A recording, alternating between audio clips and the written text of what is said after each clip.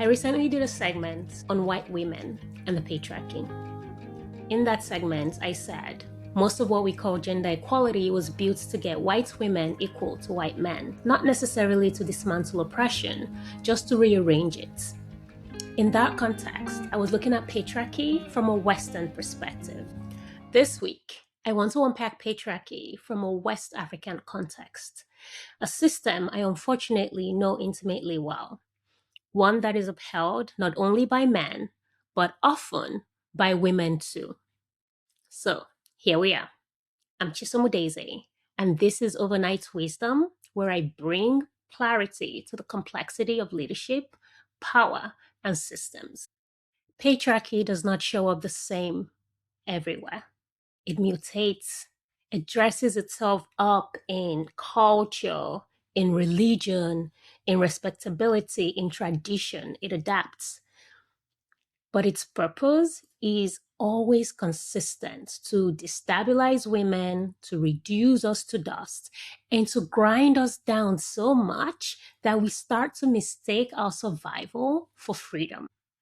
And the unfortunate fact is that women are often the people who keep the patriarchy alive. We do it not to be cruel, but because the system gives us no other choice. Today, I want to talk about exactly how patriarchy reproduces itself through mothers who mutilate and cut their daughters, through grandmothers who police granddaughters, women who enforce the systems, the very systems that broke them. And I also want to explore how we root it out. To have this conversation, I want to segment this podcast into 5 different acts. So the first act I'm going to call the root cause. So basically looking at where patriarchy actually came from. I'm also going to say something that might not surprise you. Patriarchy is not natural. It is not biological. It is not ancient, and it is not universal. For 97% of human history, roughly 200,000 years, most societies were relatively egalitarian. Men and women had different roles, yes, but power was shared. Resources were distributed. Decisions were made collectively. Hunter-gatherer societies operated this way. Women gathered food, and in most groups, women's gatherings provided more calories than men's hunting. That meant that women had economic power, and economic power meant social power. There were no laws about who could inherit what, no anxiety about paternity, no need to control women's bodies or sexuality to ensure your wealth passed down to your biological children, because there was no wealth to pass down. And then agriculture happened. Around 10,000 years ago, humans began farming, settling in one place, accumulating surplus. And for the first time in human history, you had something valuable that could be owned, controlled, and passed down in the form of land. And that changed everything. It was the birth of patriarchy because it meant power, prosperity, inheritance, and the control of women. Scholars like Gerda Lerner and Friedrich Engels documented that once men began accumulating property, livestock, tools, they wanted to pass it down to their biological children. But how do you ensure paternity when there's no DNA tests? You control women, you control women's bodies, you control women's sexuality, and you control women's reproduction. Marriage became a contract to guarantee legitimate heirs. Women became properties themselves. They were transferred from their father to their husbands. Virginity became valuable because it assured paternity, and adultery became a crime, but only for women. And this wasn't about biology. This was really about economics. And as an economist, I should know. And this is also what Engels called the world historic defeat of the female sex. Patriarchy emerged not because men were naturally dominant, but because private property created the need to control reproduction. And the easiest way to control reproduction was to subordinate women. So hear me clearly when I say this.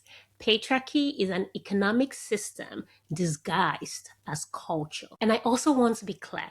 I am not romanticizing pre-agricultural societies. Life was hard. Infant mortality and child mortality was high. Violence existed, but gender relations were fundamentally different.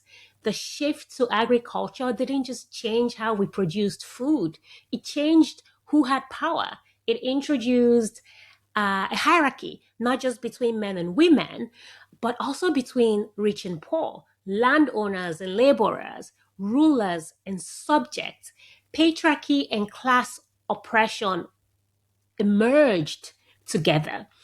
They are not separate systems, they are interlocking systems. And once patriarchy took root, it spread through conquest, through trade, through religion, through colonialism, but it didn't spread the same way everywhere. I'm going to call this next segment Act 2. Yeah? And I want to talk about how patriarchy mutated in Africa through colonialism, religion, and the erasure of women's power. In Africa, the story we have been told is incomplete because pre-colonial Africa, there was power. Before European colonialism, many African societies were matrilineal. What does that mean? It means descent, inheritance, power were traced through the mother's line. Your identity came from your mother's family.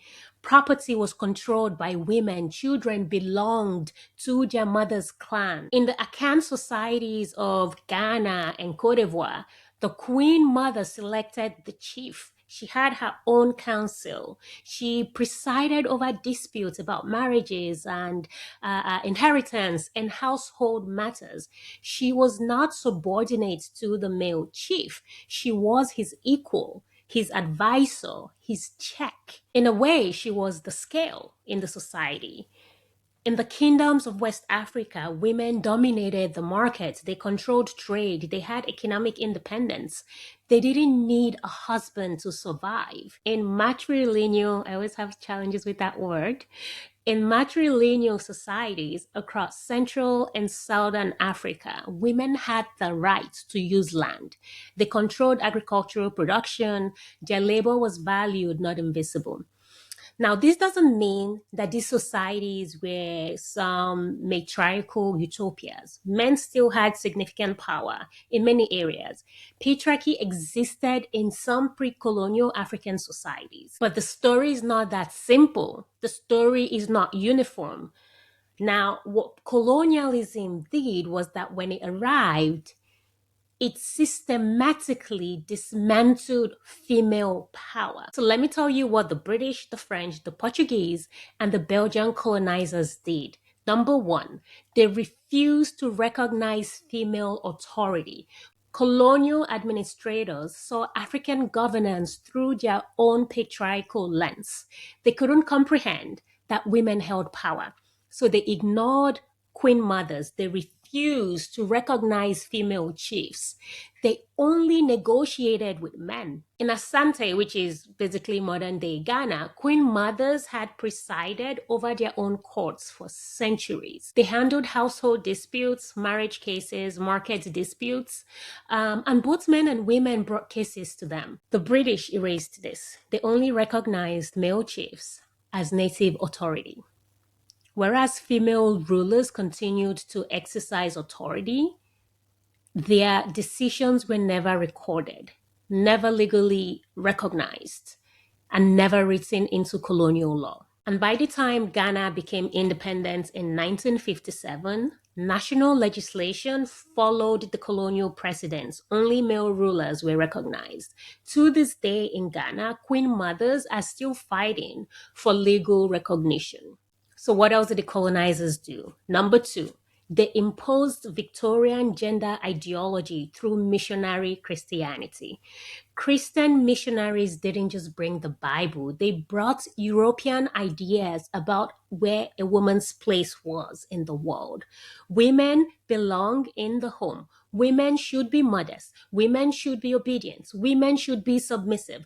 A woman's value is her purity. Her purpose is childbearing and domestic labor. Mission schools, basically, which was the primary avenues for Western education, reinforced this. Boys were educated for leadership and paid work, and girls, if they were educated at all, were taught to be good Christian wives. This is to say that the colonial economy was built for men. Cash crops like rubber and cocoa and palm oil and granules were controlled by men and European firms. The markets that women once dominated became masculinized. Women were pushed into informal economy. They were pushed out of trade. They were pushed out of paid work. Furthermore, matrilineal land systems where women used to have rights were replaced by colonial land laws that only recognized male ownership. Something else they did. So number 3, they weaponized religion to justify patriarchy. And this is where it gets insidious. Islam arrived in sub-Saharan Africa from the 7th century onward. Christianity arrived with European colonialism from the 15th century. Both religions were used to justify the subordination of women. But here's what you need to understand. Religion did not create patriarchy in Africa. Patriarchy used religion as its cover story. At this point, I want to include a trigger warning because I'm going to talk about female genital mutilation, otherwise known as FGM as an acronym. So FGM, for example, predates both Islam and Christianity by over 2,000 years. It is not required by the Quran and it is not required by the Bible. But in many communities, women were told that it was a religious requirement, that God demanded it, that unmutilated or an uncut girl was unclean, unmarriageable, shameful to the family. And the same happened with purity culture, with virginity testing, with women's exclusion from religious leadership. Patriarchy hides behind religion. It claims divine authority, and that makes it almost impossible to challenge because challenging the practice feels like challenging God. And it results in African women losing power legally, economically, politically, and culturally. By the time African countries gained independence from their colonizers, the damage was done. Colonial law remained on the books. Mission-educated elites, almost entirely male, took over governance. The cash economy excluded women. Customary laws were codified based on men's testimony, giving men advantages in marriage, divorce, property, and inheritance. And the cruelest part, this colonial Christian capitalist patriarchy was rebranded as African tradition. It is not. The Victorian gender roles that missionaries imposed, they called it tradition. The male-only property rights that colonizers legislated, they called it tradition. The exclusion of women from leadership, called tradition. But it is not tradition, it is colonialism wearing a mask. Now I want to talk about how women became the enforcers of patriarchy. Thinking about it from the context of patriarchal bargaining and the psychology of survival. And this is what I think is the hardest part. And a lot of people don't want to talk about these parts, but we have to ask questions like, why do mothers cut their daughters? Why do grandmothers police granddaughters' bodies, movements, clothing, and behaviors? Why do women enforce the very systems that broke them? I want to introduce you to a concept, if you don't already know of it, called patriarchal bargaining. And this term comes from sociologist Denise Candiotti. And it's quite simple. It's basically when the system offers you no real power, so you bargain for whatever scraps of security you can get. And this is the logic of patriarchal bargaining. Here's essentially how it works. You're a woman in a society where you can't own property, you can't inherit wealth, you can't work for wages. Your only path to economic security is through marriage. Your only path to respectability is through your husbands and sons. So what do? You comply, you conform, and you make yourself marriageable. And once you're married, you endure, you submit to your husband, you submit to your mother in law, you work without pay, you bear children, preferably boys, because if you don't have a boy child, you don't really have a child. And then you wait. You wait for your sons to grow up, you wait for your sons to marry, you wait for the day when you become the mother in law. And finally, after decades of subordination, you get power. Not power over your own life, but power over your daughter in laws. This is the bargain. You endure oppression now in exchange for the promise of authority later. If you're wondering why mothers would cut and mutilate their daughters, it's survival. And I want to talk about FGM specifically. 230 million girls and women alive today have been cut, most before the age of 5. And in the vast majority of cases, it is women performing the cutting. Mothers who hold down their daughters. Grandmothers who insist it must be done. Why? Are these mothers monsters? No. They do it because the system made them believe that this is the only way to protect their daughters. UNICEF calls female genital mutilation a self-enforcing social convention. Here's what that means. In societies where FGM is practiced, an uncut girl is seen as unclean, unmarriageable, a source of family shame, wayward. In a sense, they believe that an unmutilated child will be promiscuous. If you don't cut your daughter, she will be mocked, excluded, rejected by potential husbands. She will not be able to marry. And if she can't marry, then she has no economic value. So mothers make a calculation. The pain of cutting is temporary. The pain of social exclusion is permanent. They are not trying to harm their daughters. They are trying to secure their daughters' futures in a system where marriage is survival. And here's the most painful part. Many women who were cut don't even associate the health consequences such as chronic pain, infections, complications in childbirth, death with the procedure. Even worse, when a girl falls ill after being cut, it's attributed to like evil spirits, bad luck, God's will, but never the razor blade. And this cycle continues to reproduce itself. This is how patriarchy sustains itself without men needing to enforce it directly. Mothers police their daughters because they were policed. Mother-in-laws dominate daughter-in-laws because they were dominated.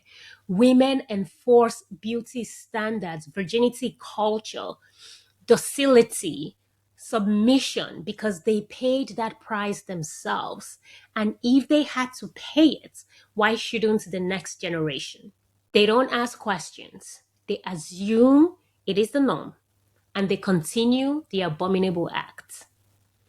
But they don't do it in malice. It is trauma reproducing itself. And this trauma is reinforced by religion because you were told that God demands it. It is reinforced by culture because you were told it's tradition. It is reinforced by economics because compliance means security. It is also reinforced by social pressure because non-compliance means exclusion. Patriarchy doesn't just break women, it turns them into enforcers. Let me be very clear. I'm not blaming mothers. I'm naming a system. A system that gives women so few options that enforcing harm on their daughters feel like the only way to protect them. A system that offers women so little power that the only power they can access is the power to subordinate other women. Patriarchy will not end until women stop reproducing it. And women will not stop reproducing it until systems exist where survival doesn't require compliance. So, like I do most things in life, I'm going to use my three clarities to diagnose this system. So, identity clarity. Who are we protecting? When a mother cuts her daughter, she believes she's protecting her. But what is she protecting her from? From a system that punishes non-compliance. When we enforce virginity culture, we believe we're protecting girls from shame. But whose shame? Is it the family's shame? The community's shame? We're not protecting the girl. We're protecting the system's stability. When we worry that little girls, tiny girls, will be promiscuous, where does the boy or the man fit into all of this? Do they have zero responsibility? The question is, who are we actually protecting when we enforce these norms? Are we protecting our daughters or are we protecting the patriarchy? And are we protecting men? The context we need to see here is that these systems are interlocking. Patriarchy doesn't operate alone. It operates alongside colonialism, which dismantled pre-colonial gender systems and imposed European patriarchy.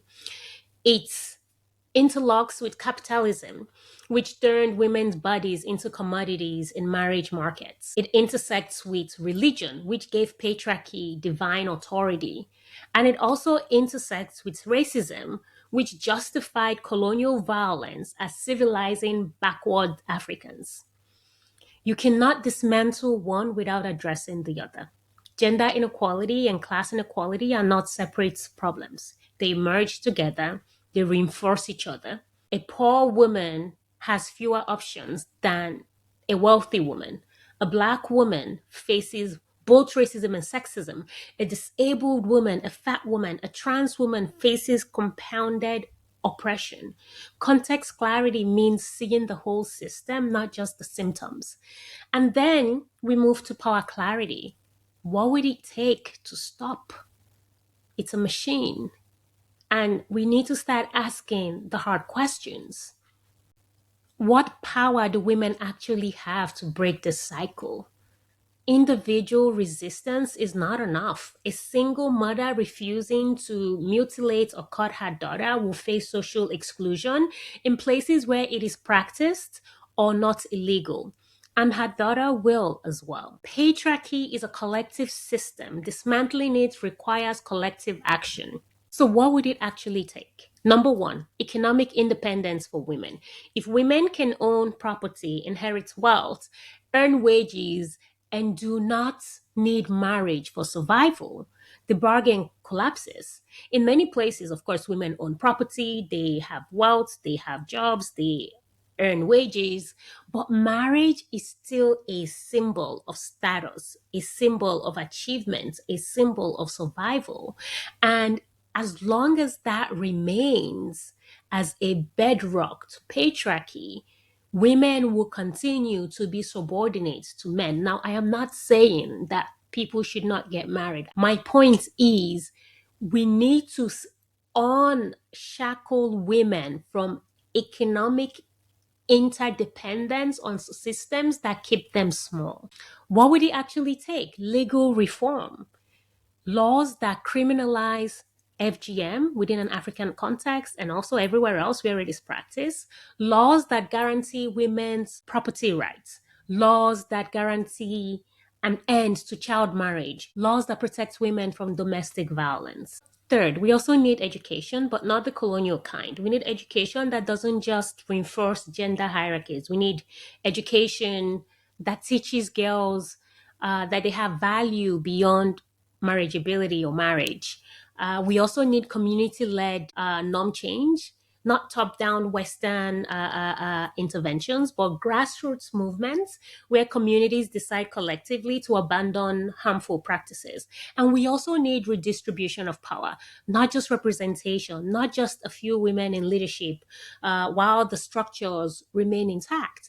But we actually need redistribution of land, of wealth, of decision-making authority. Power clarity means naming what it will actually cost to dismantle the system. And that cost is high because the people who benefit from patriarchy, men, yes, but also the women who've climbed to the top of the hierarchy will continue to resist it. So how do we root it out? I'm going to call this Act 5. So what are some tools for dismantling patriarchy? What can we do? How do we actually root out a system that is 10,000 years old, that is entrenched in law, in religion, in culture, in economics, and also women themselves enforce? Here's what I think are some concrete tools. Number one, to solve a problem, we have to admit it exists. So we have to name it as a system, not individual failure. We need to stop blaming individual women for enforcing patriarchy.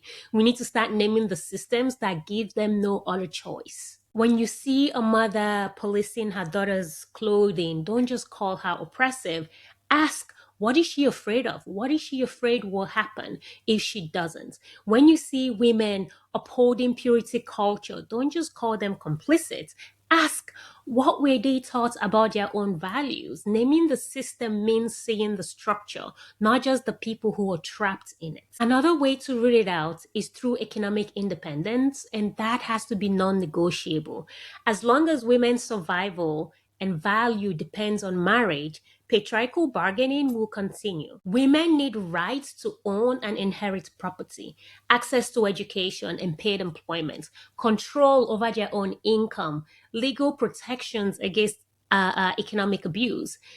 This is not about individual empowerment. This is about dismantling the material conditions that make patriarchy rational, because it is anything but rational. A third way to root it out is through community-led change, not top-down interventions. We don't want Western NGOs parachuting into African communities to save women from FGM, because we see that they have largely failed. But you know what works? Communities deciding for themselves. In Senegal, the organization, I believe it's called Tostan or Tostan. I hope I haven't butchered it. But Tostan works with entire villages, men, women, elders, religious leaders, to have collective conversations about human rights, health, and FGM. When the whole community decides together to abandon the practice, there's no social exclusion because everyone stops at the same time. That is how we break free from self-enforcing social conventions. You don't just rescue individual girls, you change the entire community norms. A fourth way to root it out is to refuse the binary. Patriarchy loves the binary. Traditional versus modern, African versus Western, culture versus human rights. Refuse them. We can honor your culture without honoring the parts of it that harm women. You can reject colonial impositions without defending every pre-colonial practice. You can critique Western feminism and racism and also critique African patriarchy. These are not contradictions. They coexist and they are both true. And a fifth way to engage this is that men must also be a part of the solution. Women cannot dismantle patriarchy alone. Men benefit from patriarchy, even poor men, even marginalized men, and they will resist change unless they see why it is also in their own interests. Programs that work are programs that engage men and boys to challenge toxic masculinity.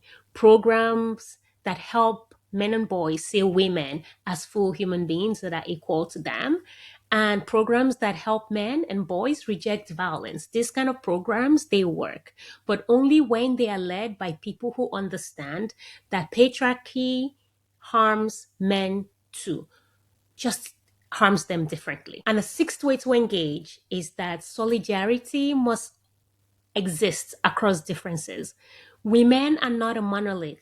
A wealthy urban African woman and a rural woman who both face FGM have different experiences of patriarchy. A cisgender heterosexual woman and a lesbian or trans woman, they face different kinds of oppression. Dismantling patriarchy requires solidarity across race, class, sexual orientation, ability, geography, across the board. Not surface level representation, real solidarity, and real distribution of power. Listen, I have a lot of bones to pick with the system of patriarchy, and I am coming for it wherever it lives. So let me end where I started. Patriarchy is not inevitable, it is not natural, and it is not permanent. It emerged under specific material conditions: agriculture, private property, and the need to control reproduction. It's mutated across cultures: colonialism in Africa, the caste system in India, Confucianism in East Asia, Victorian Christianity in Europe and the Americas. It is upheld by women, not because they are cruel, but because the system made survival depend on compliance. But it can also be dismantled, not easily, not quickly, not without cause. I may not be alive to reap the benefits of it being dismantled, but patriarchy will not end until women stop reproducing it. Women will not stop reproducing it until the systems exist where survival doesn't require compliance. And those systems will not exist until we are willing to redistribute power from men to women, from the wealthy to the poor, from the global north to the global south. Listen, this is not a plea for equality within existing systems. This system we are in is rotten. This is a demand, a request.